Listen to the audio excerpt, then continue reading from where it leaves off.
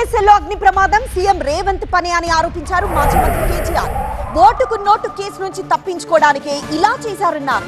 ఘటనపై sitting judge తో విచారణ జరిపించాలని కేంద్రాన్ని డిమాండ్ చేశారు. తాను తప్పించుకోవడానికి, తన కేసులకెళ్ళి బయటపడడానికి న్యాయస్థానంలో తుది దశకు వచ్చింది. ఇప్పుడు ఈ కేసు 11 ఏళ్ల తర్వాత న్యాయస్థానంలో చివరి దశకు వచ్చింది. ఆ చివరి దశలో ఆధారాలు మాయం చేయడానికి ఈ నేరగాడు పన్నిన కుట్ర ఇది. చాలా కీలకమైన విభాగం ఈ ఫోరెన్సిక్ విభాగం.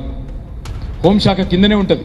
కానీ వాళ్ళు ఏం జరిగింది, పట్టపగలే అక్కడ ఉన్న ఇతర వందల వేల కేసుల ఆధారాలు కూడా ఆహుతైపోయినాయి. అందులో ఎంతోమంది క్రిమినల్స్ ఉంటారు, మర్డరర్లు ఉంటారు, రేపిస్టులు ఉంటారు, ఎన్నో రకాల కేసులు ఉంటాయి. 3 గంటలు పట్టిందట గా బుడ్డ 3 అంతస్తుల బిల్డింగ్లా ఫైర్ కంట్రోల్ చేసినందుకు.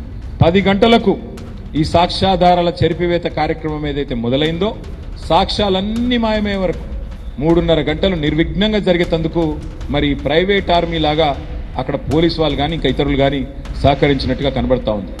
అక్కడ ఏమేమి పోయినాయి అంటే కంప్యూటర్ ఫోరెన్సిక్ ల్యాబొరేటరీతో పాటు ప్రాపర్టీ రూమ్ తగలబడ్డది, కేస్ వెరిఫికేషన్ ఛాంబర్ మొత్తం పోయింది, అనాలిసిస్ ఛాంబర్ మొత్తం పోయింది, చివరికి సర్వర్ రూమ్ అంటే కంప్యూటర్లో నిక్షిప్తమయ్యే సమాచారం ఏ సర్వర్లో అయితే ఉంటుందో ఆ సర్వర్ రూమ్ మొత్తం కాలిపోయింది. వేరే వాళ్ళని ఎందుకు అలౌ చేయట్లేదు మీరు? అత్యంత గోప్యంగా, అత్యంత రహస్యంగా ఎందుకు కాపాడే ప్రయత్నం చేస్తున్నారు రేవంత్ రెడ్డిని? మేము సూటిగా అడుగుతా ఉన్నాము. అందుకే ఇక వీళ్ళు ఎట్లాగూ వినరు, ఈ పోలీసులు ఎట్లాగూ ప్రైవేట్ ఆర్మీ లెక్క పూర్తిగా మారిపోయినారు. కాబట్టే కేంద్ర ప్రభుత్వాన్ని మేము డిమాండ్ చేస్తున్నాం, మీకు లాలూచీ లేకపోతే రేవంత్ రెడ్డితో, ఎందుకంటే లాలూచీ ఉందనేది కూడా నేను ఉత్తగానే అంటలేను, ఎన్నో సందర్భాల్లో తేలిపోయింది ఇప్పటికే.